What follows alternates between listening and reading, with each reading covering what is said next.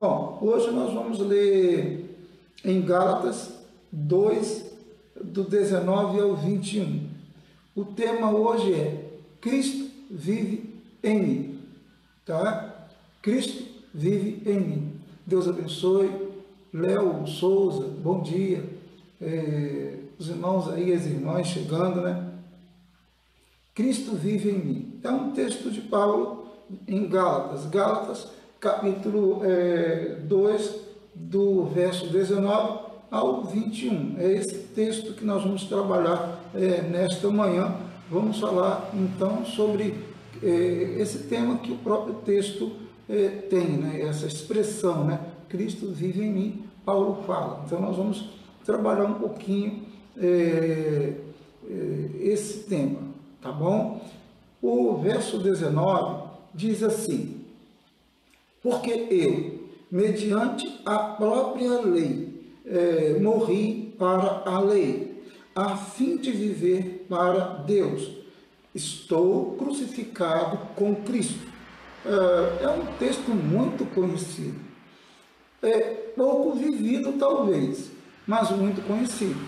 Um texto muito, né, trabalhado por muitos pregadores e as pessoas recitam muito esta expressão: Cristo vive em mim, estou crucificado com Cristo.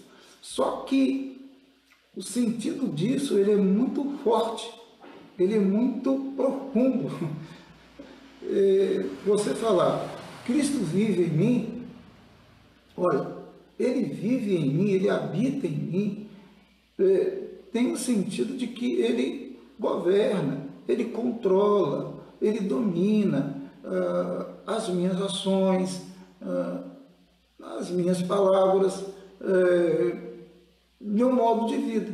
Então, quando Paulo diz, porque eu, mediante a própria lei, ou seja, pela lei, através da lei, morri para a lei, quer dizer, junto com Cristo,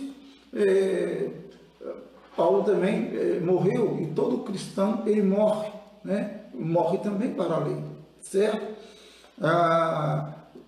A nova vida é vivida sobre o princípio da fé e não da lei, né? Certo? A nova vida é vivida com base fundamentada no princípio da fé e não da lei. Então, Paulo está dizendo isso, e por isso ele diz depois, a fim de viver para Deus, ou seja, eu morri para a lei, a fim de viver para Deus, a fim de viver para Cristo. Por isso ele morreu para a lei. O grande debate aqui da carta aos Gálatas de Paulo é essa questão. Havia na região, na cidade, esses cristãos chamados judeus, e esses judeus, ou chamados judaizantes, eles queriam a todo custo que a lei fosse obedecida nos seus detalhes, nas suas regras e tal. E Paulo vai contra esse ensino, porque se fosse necessário viver de acordo com a lei, então não havia necessidade de Cristo ter morrido. Por que Jesus morreria se eu devo viver de acordo com a lei? Não, né? Então, por isso que Paulo diz, a fim de viver não para a lei, mas para Deus, certo? Porque a partir de Cristo não era necessário cumprir aqueles rituais que a lei colocava, aquela cerimônia toda, também a lei colocava. Então, a partir de Cristo, o homem viveria pela fé em Cristo, entende? Pela lei do amor.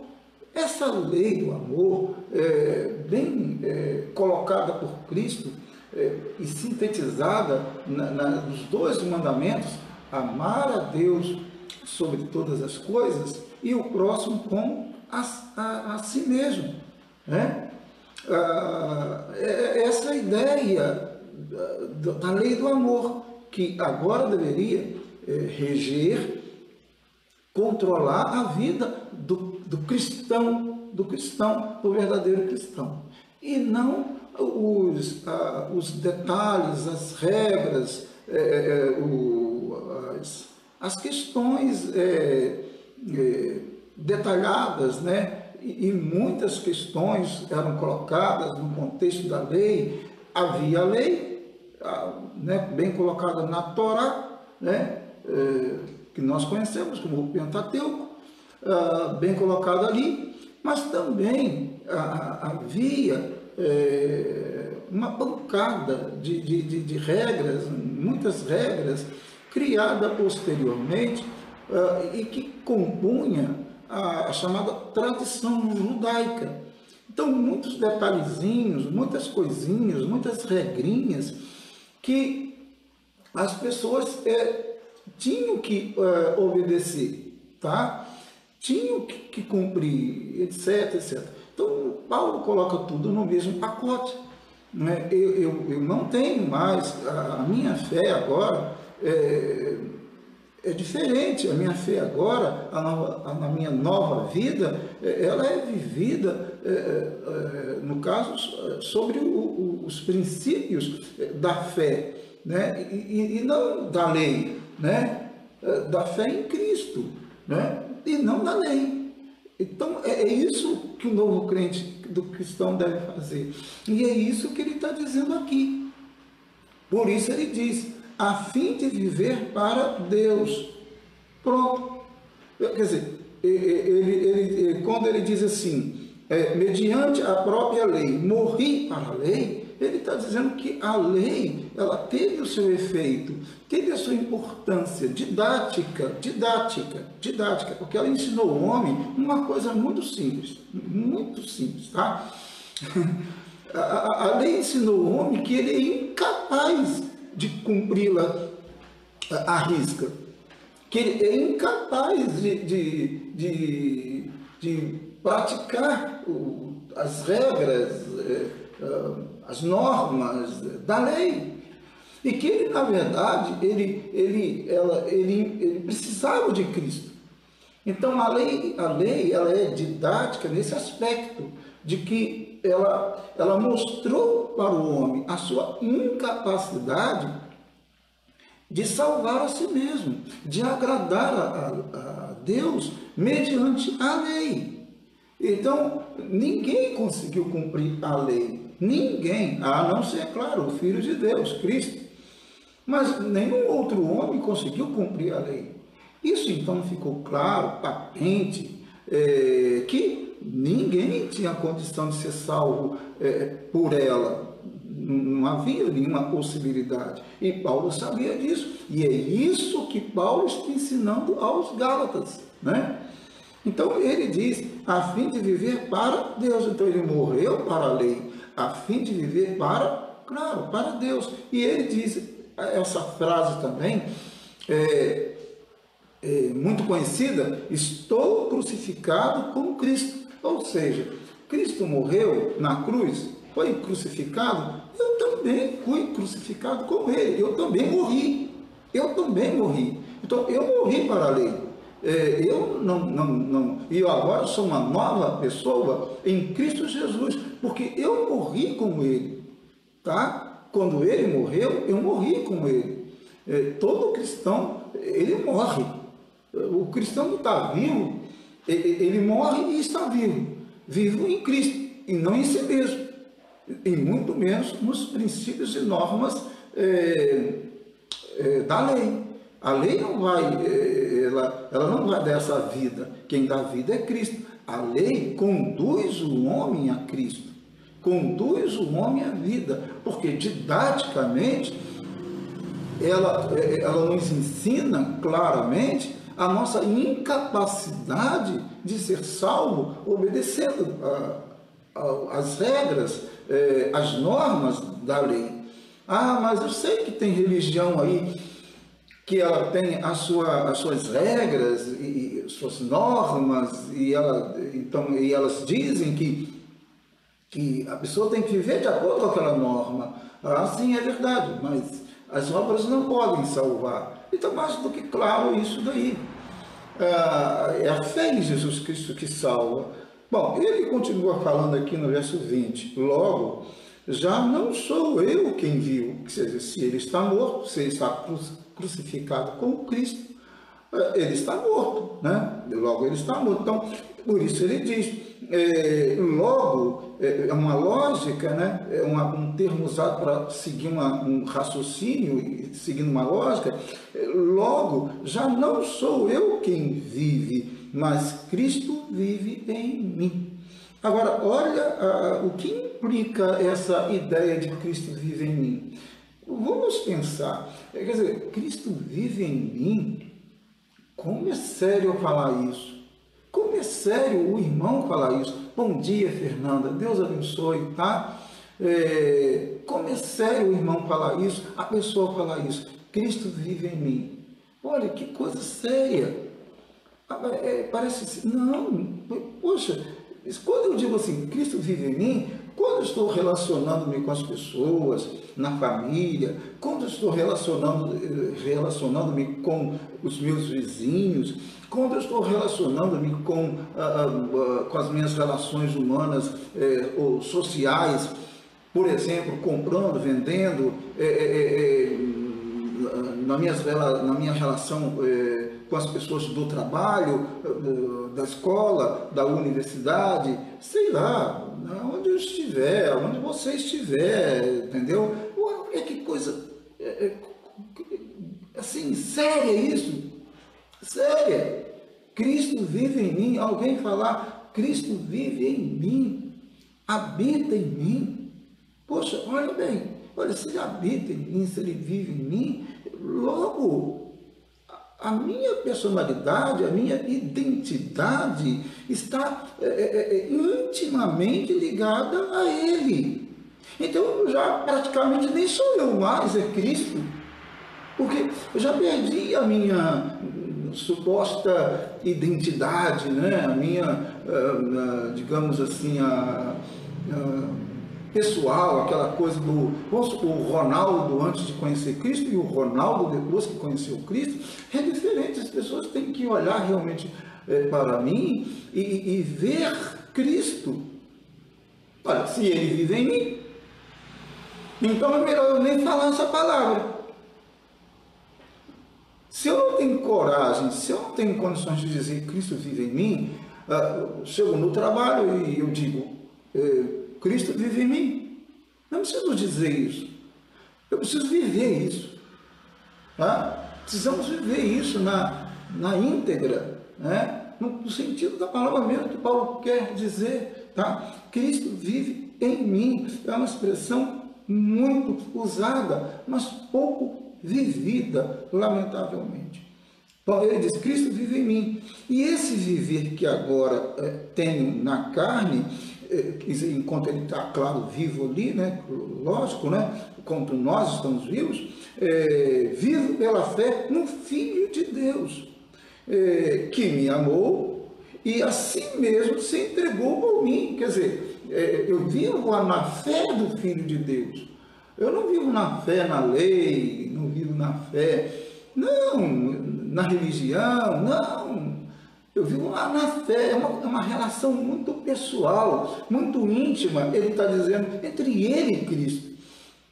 E ele vive na fé do Filho de Deus, entendeu? Ele vive assim, que Cristo vive nele. Meus amados, que coisa séria, falarmos, né, que somos cristãos, falarmos Cristo vive em mim, como isso é sério. Porque já não é mais o eu, Ronaldo, não, agora é Cristo em mim, né? Ele vive, habita em mim, então é ele assumiu a minha vida, e eu deixei ele assumir a minha vida, entendeu? essa ideia, ela é muito profunda, ela é muito séria, e muitas pessoas, infelizmente, não vivem assim, tá? Não vivem assim. Suas práticas, suas ações demonstram que não vivem assim. Agora, para terminar, o verso 21 diz assim: não anulo a graça de Deus. Não anulo a graça de Deus. Não se importem com esse latido, não, que é a minha cachorra, tá? A Kate, tá bom? Ela quer aparecer também, mas ela não pode. Então ela tá lá no quintal fazendo os seus barulhos lá. Fique tranquilo, tá bom? Tá tudo bem aqui, tá tudo tranquilo. É a Kate. Bom, então o verso 21 diz: não anulo a graça de Deus. Não anulo a graça de Deus. A graça de Deus, um favor imerecido. Ele está dizendo: eu não anulo isso. Eu não vou trocar isso pelos rudimentos, pelas regras, pela observância, pela obediência à lei. Eu não vou fazer isso, diz Paulo, tá? Eu não vou anular a graça de Deus, pois se a justiça é mediante a lei, né, segue-se que morreu Cristo em vão. Claro, se eu sou justificado pela lei, Cristo morreu em vão. Não tem sentido, né? Lógico, não tem sentido. Então, não anulo a graça de Deus, pois se a justiça é mediante a lei, se eu sou justificado pela lei, então por que Cristo iria morrer? Qual o sentido da morte dele, do sacrifício dele? Não teria sentido nenhum. E Paulo está dizendo: não, eu não anulo a graça de Deus. Não anulo a graça de Deus. Eu não vou colocar minha vida, depositar minha vida espiritual na lei. Eu não vou obedecer a lei, as regras da lei para ser justificado. Não. Ninguém conseguiu ser justificado observando a lei. As pessoas só são justificadas observando, claro, olhando e tendo fé em Jesus Cristo, Filho de Deus. Ele é o justo. Ele conseguiu cumprir toda a lei. E é isso que ele está dizendo, tá? E é isso que eu devo dizer, é isso que você deve dizer. Exatamente isso. Então, não anulo a graça de Deus, pois se a justiça é mediante a lei, segue-se o quê? Que Cristo morreu em vão, sem sentido. Então, a minha vida não está debaixo dos rudimentos, sob os rudimentos, os preceitos da lei, mas na fé em Jesus Cristo, o Filho de Deus. Cristo vive em mim, né? Cristo vive em mim. E nesse sentido aqui é muito sério falar Cristo vive em mim, tá? Muito sério. As pessoas precisam perceber isso, né? Essa vida de Cristo em mim. Já não sou eu que vivo, agora é Cristo que vive em mim. Então, Ele controla a minha vida, Ele governa a minha vida, Ele anda comigo por onde eu andar. E aí faz-se uma pergunta: será que todos os lugares que eu vou, Cristo pode ir? Será que as coisas que faço, Cristo realmente está ali naquilo? As coisas que falo, Ele está ali? É bom pensarmos. Jesus faria as coisas que estamos fazendo, né? E tal. Essas coisas a gente tem que pensar para dizer: Cristo vive em mim. Bom, o devocional é um pequeno devocional que vocês sabem, né, que a gente trabalha, o tema, né, Cristo vive em mim.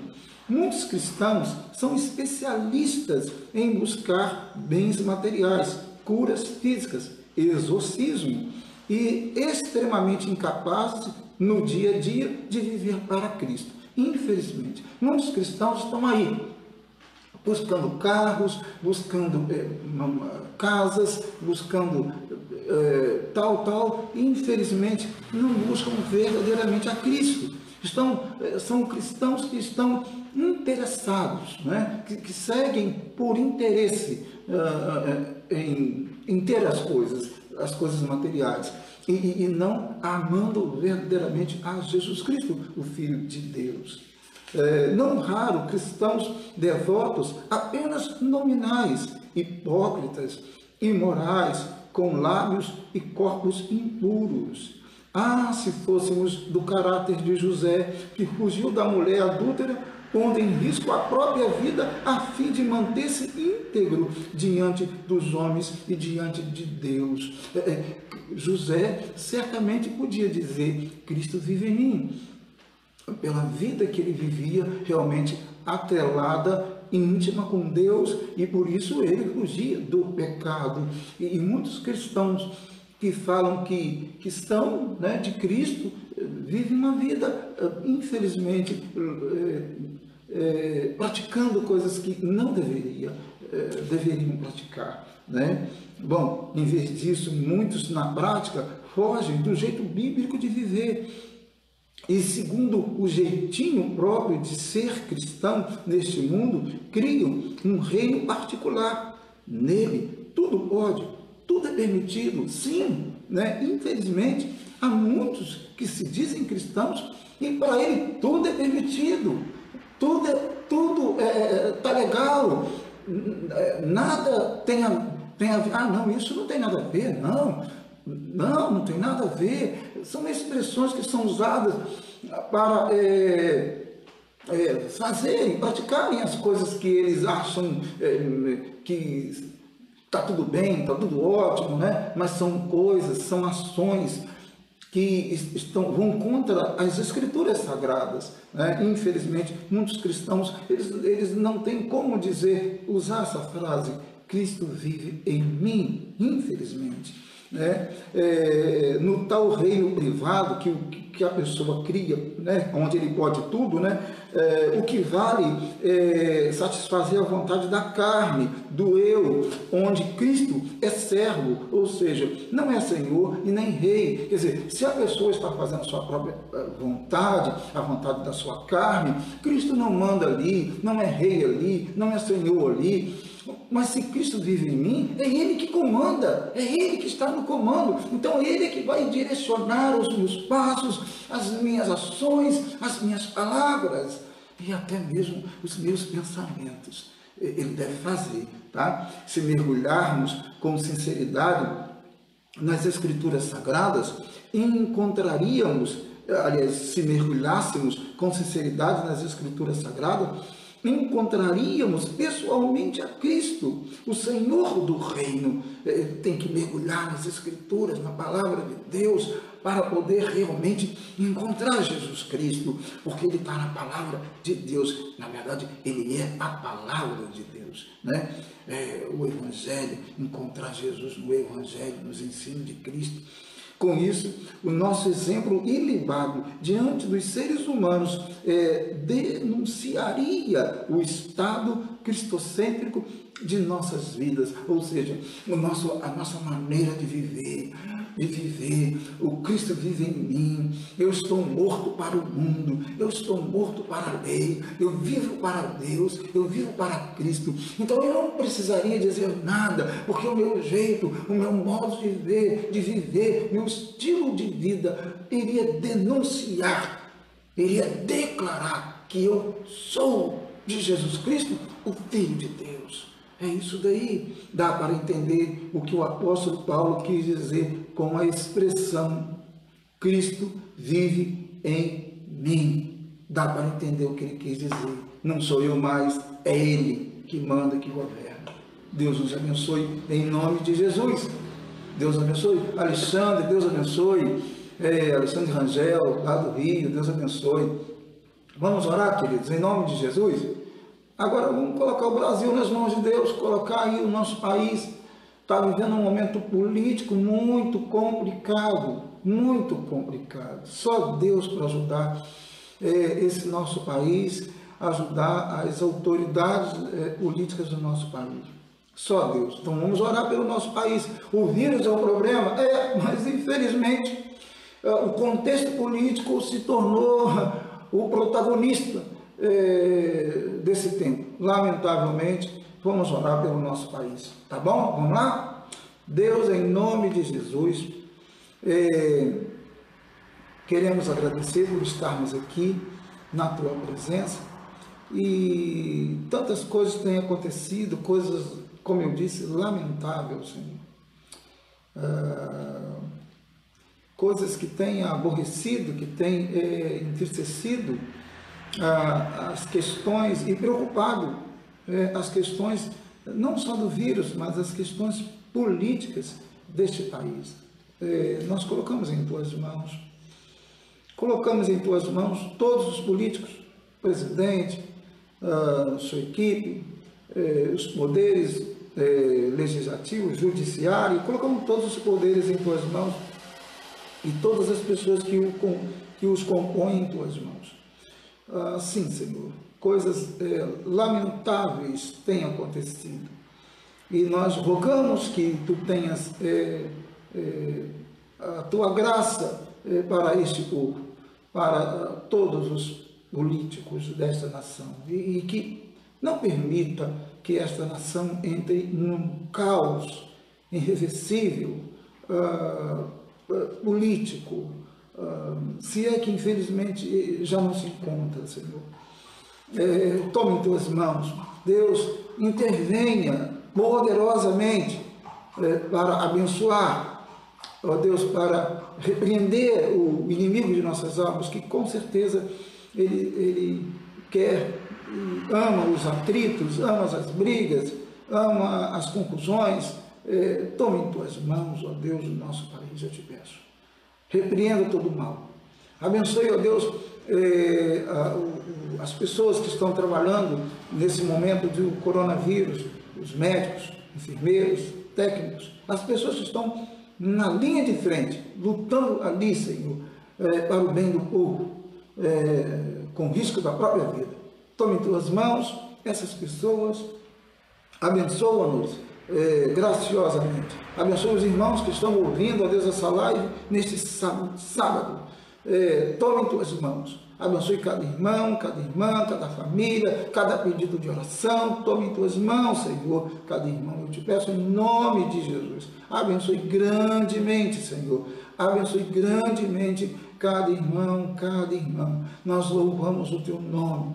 Nós exaltamos o teu nome. Tu és bom, tu és maravilhoso. Exaltado seja o teu nome. Cuida da gente, cuide do nosso país, cuide, Senhor, do mundo, cuide, Senhor, da tua igreja, em nome de Jesus. Abençoe a tua igreja na face da terra, em nome do Senhor Jesus.